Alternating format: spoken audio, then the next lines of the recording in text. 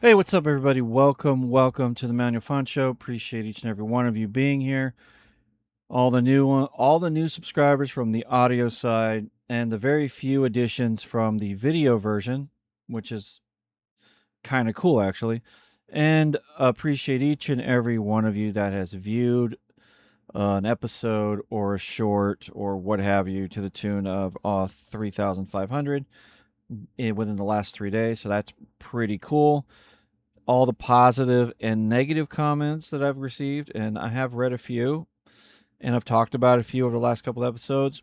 You know, I'm not expecting you all to like me. I'm not expecting you all to look at me like I'm an awesome dude. I'm not expecting you all to like exactly what I have to say. That's just the world we live in. That's what you know. I guess you can say TV performances are all about. I mean, some like you, some don't. You know, it is what it is, but I appreciate the comments and the feedback regardless. And get over to oldglory.com. The link will be in the description below. Enter the promo code stretch, get your 20% off your t-shirts and your hats and your sweatshirts and God knows what else you might want, from music to sports and to TV entertainment and all that. um it's worth a visit. It's a great site. The shipping is pretty quick. So head over there and check that out. Um, we're gonna get into some stuff today. We're gonna get into some stuff, kind of a normal show, as opposed to screaming and cursing and things like that, like I've been doing. I'm gonna attempt to not do the whole cursy thing. I'm gonna try. We'll see how it goes. If one slips out, I'm sorry, but for the most part, I'm going to attempt to not do it. So here we go. Let's get into the show. The meat and potatoes. New York Post. Hostage proposal has been presented by an Iranian lawmaker named Manouchur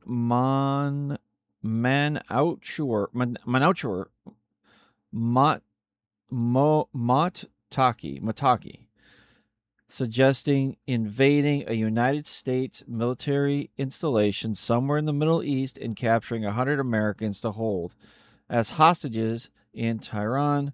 The statement comes amid rising tensions following President Trump's reinstatement of the naval blockade and airstrikes on the coastline, destroying certain ports and drone installations and things like that to prevent um, the military aggression in the strait itself. This dude is a former foreign minister and current member of the Iranian parliament. He is highlighting the seriousness of the proposal within the landscape that Iran is in right now. Um, so what all I can say to this guy and to the people of Iran in parliament and in leadership, the IRGC, all that, what it's pretty clear that you guys want to die on your hill. You've made that pretty clear. You will not give it up voluntarily. You will not yield, whatever. So I expect more and more escalation from the United States, and I expect at some point Iran is the country of Iran is going to run out of troops, and they're going to start throwing human shields out there, and it's going to be something. Ground troops might be initiated to clear that out, things of that matter. Um, so see how it goes. AOC, according to the Daily Express, the Congresswoman is arguing that networks have an ethical obligation not to air Trump's address if it spreads misinformation about elections. Trump's plan is to reveal new evidence of voter fraud, discussing voter machine vulnerabilities, and present Declassified intelligence related to the election of 2020. The speech aims to challenge midterm results and promote the SAVE Act as well. This is all according to the Daily Express. Um, I just find it interesting that that the Democratic Socialists of America Party is almost no different than the Democratic Party in the sense that they will scream freedom of the press, freedom of speech and assembly and all this stuff, and then turn around in one breath and pull an AOC, as she did here, and urge for the shutdown and the cancellation of the Donald Trump speech. I find that shit pretty funny. So I'm sure that political hay will be made out of this. I'm sure it's going to go, you know, crazy, I guess. Excuse me, guys. I'm sorry. But what can you do, right? What can you do? This is a crazy story from TMZ. I didn't even know, number one, I didn't even know Tyler Perry was in court. I didn't even know he was in a sexual assault trial or court, whatever. But this is what I've read from TMZ and other outlets. Apparently, Tyler Perry met some dude named Mario Rodriguez at a gym. They were working out, and then they started to become friendly, a little bit of flirty. I don't know if they did anything or not. It's not clear in any of the reporting, but something went down because, according to Mario, he offered $5,000 for this first incident, and then compensation thereafter would be ongoing, like for bills or whatever. So they must. I'm not speculating, not conspiracy, whatever's, but I feel like these guys had a short fling, if you will. So, according to Tyler Perry, he said he's no longer paying the freight, and then he ended up getting sued by this guy, um, and that's kind of where we're at. So Tyler was supposed to do a deposition. He did not show up. Tyler Perry denied doing it because he says that Mario was just using it to find out if he truly is gay or straight, trying to find out anything he can around sexual orientation, things that Tyler is claiming is highly irrelevant to the issues at hand and what actually occurred. So that's kind of where we're at now. Right now, they're arguing over when the deposition was. Will it ever happen? One guy's trying to force a settlement because he came at Tyler with $77 million. Tyler Perry has said no. He has also kind of talked about some form of settlement, which was rejected and rejected again. So that's where this is at right now. I'm just bringing this up because I didn't know about it. And I'm sure most of you didn't know Tyler Perry was basically in small claims court, if you will.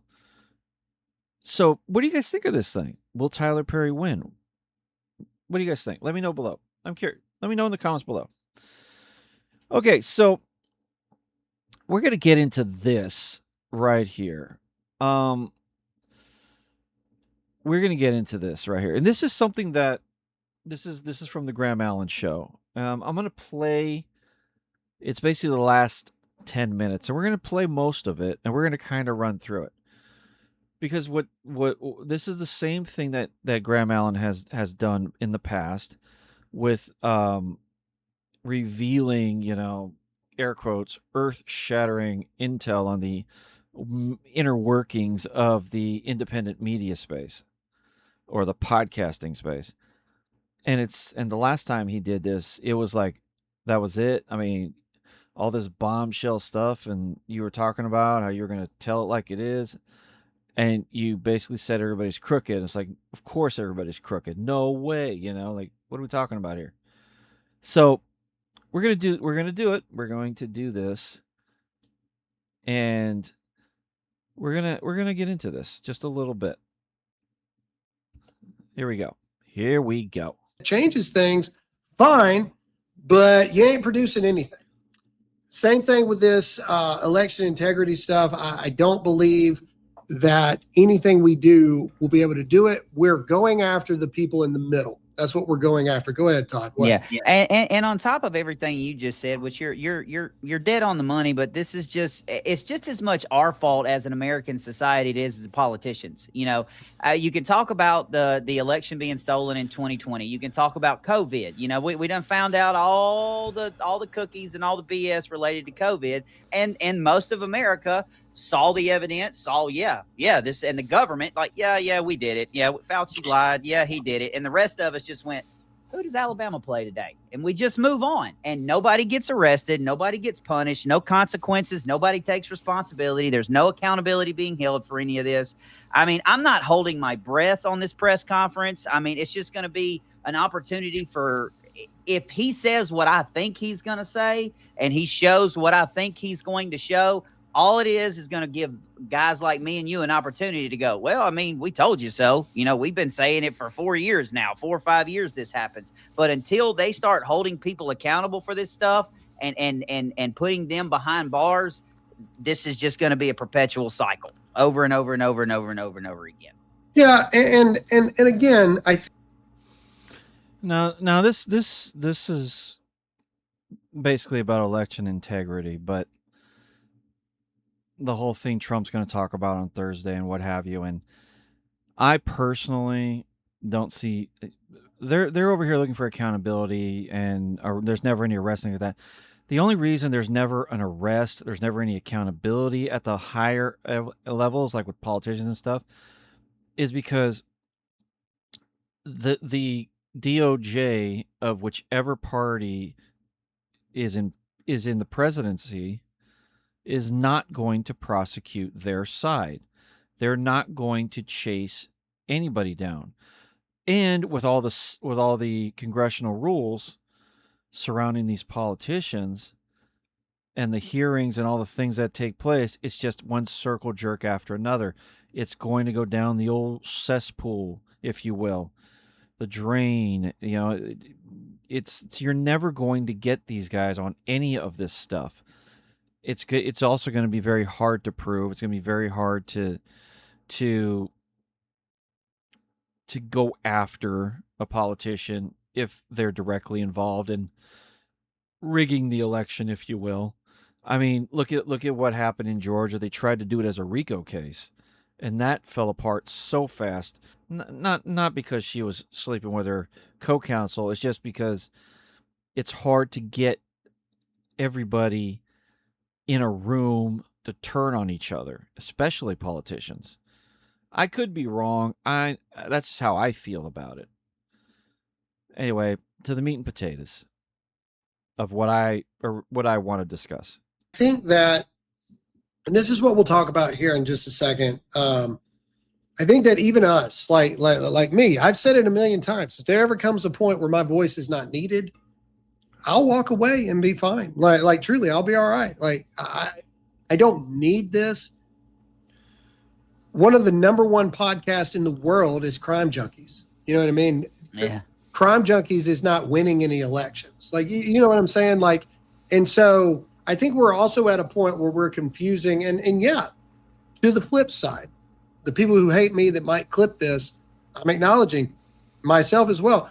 We have to realize just because people watch doesn't mean people agree. Correct. Just because you get massive numbers doesn't mean that those are all positive numbers. There are people that tune in just for the train wreck. Again, any of the conspiracies that are being talked about, Michael Knowles talked about this the other day. The one thing that the defense for Tyler Robinson did not do is bring up any conspiracies that are going around. In fact, this is the stuff I really want to dive in on. He's done this before in other videos where he's given you this, inside baseball type conversation, and you just sit there and go, Sure, obviously. This is obvious. This is not there's nothing secretive here. You're not exactly opening a new, book or reading a new page of anything. Nothing of this is new or new news. Everybody in this space, and I even wrote an article about this on my Substack when Mehdi Hassan and Matt Walsh got into a little tiff on X, and they were both talking about how big they were. But my article was essentially breaking down how many views, how many followers, all the way down to as much of a granular level as you can get with whatever information is available to me, because I refuse to pay the extra fees to a lot of these tracking sites. And then of course I did another video talking about everybody buying views, because because I was also going around in the circle of this new media space. Everybody buying views, everybody paying for downloads, everybody paying for comments, buying bots. And 99% of it is through advertising, banner buys, all this, buying spots on Rumble or buying a spot on YouTube, promoting a short, or it's all advertising money for the most part. There's that 1 to 2% of the bots and the illegal stuff that you could pay for if you really want if you really want to taint your reputation, or tarnish your reputation. But the crux of the article, and I wrote it back in 2020, a year ago at this point, is that everybody in this space thinks that they are a big thing. They think that they're bigger than what they are, that they are larger than what they are. And in the truth of the matter is, of all of the audience size in the category that you're in this media space, it's not the entire population. It's not real. And none of them have the power to sway an election. None of them have the power to sway the hearts and minds of the public. I mean, Dave Smith hilariously got on his podcast and said, "Oh, I will," obviously it's not a verbatim quote, but he essentially was saying during the negotiations with the memorandum of understanding, saying, "Look, I will sway an election. I will, convince my audience and my circle and my connections." And the guy barely breaks a few 100,000 people a video. He barely has any reach, if you will, to really change anything. And anytime these guys endorse anything, Tucker Carlson, Megyn Kelly, anytime they endorse a candidate, that candidate ends up losing because they don't have that much influence. But they have this appearance like they do. This is actually pretty funny that Graham is acknowledging another aspect of this, because he did this, before, when he was saying that everybody behind the scenes is kind of crooked because the advertisers and the sponsorships are doing both sides because they like to make money. That's also a no-brainer. But he's over here basically doing the same thing, saying that, Crime Junkies is the #1 podcast in the world, and that's true crime. And the #1 podcast in conspiracy theory land is Candace Owens. News is tough because it's hard to get someone to listen to you all the time with whatever is happening, and whether or not your opinion holds any weight and things like that. So that's kind of an interesting thing here. But we're going to let this go for a little longer. I want you to hear his thoughts on it anyway.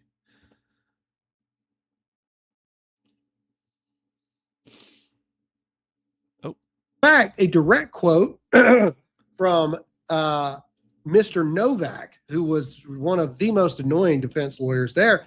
on Michael Knowles, he brought up the fact of, yeah, he's seen the crazy stuff going on online, but those people are crazy. Like, we've gotten insane calls, insane messages, and we're not even entertaining essentially the crazy people. that's pretty big. That's a pretty big thing where that's a pretty big holy crap kind of moment. But back to the point. Big views does not equal big impact. It just doesn't. And I'm saying that even for myself. The two things are not always harmonious with each other. And the two things, one does not always equal the other thing. And so this is what. Yes. Yeah. Yes. Yes. This is true. I agree. Doesn't matter how many downloads you have. It doesn't matter how many views you have. It doesn't matter how many comments you have. You have no real influence in the real world, in fantasy land. You'd probably have a little, but out there where the real people are, the people that don't even know who you are, the people that are out there filling up their gas tank, they're buying their groceries, they have a job, they have shit to do where they're not online 9 hours a day like Dan Bongino says he is. We're talking about real people. And they don't even recognize a Graham Allen. They won't even recognize a James Tallarico. A lot of these guys, Adam Mockler, Brian Tyler Cohen. A lot of these guys are unrecognizable in 80-85% of this country. And if you include the world, it's probably even more than 90%, 92%. They don't even know who these fucking people are. They're gonna go again. Ooh, that's pretty good. That was pretty good. I went 23 minutes without saying anything, and I said only one bad word. That's record breaking right there, kids. That is record breaking. I deserve 5 subscribers for that. I held out pretty good. 23 minutes. That is a record. That's a record. It almost never happens. So anyway, the point's pretty clear. I mean, I wrote about this back in early 2025. It's on my Substack when those two were squabbling.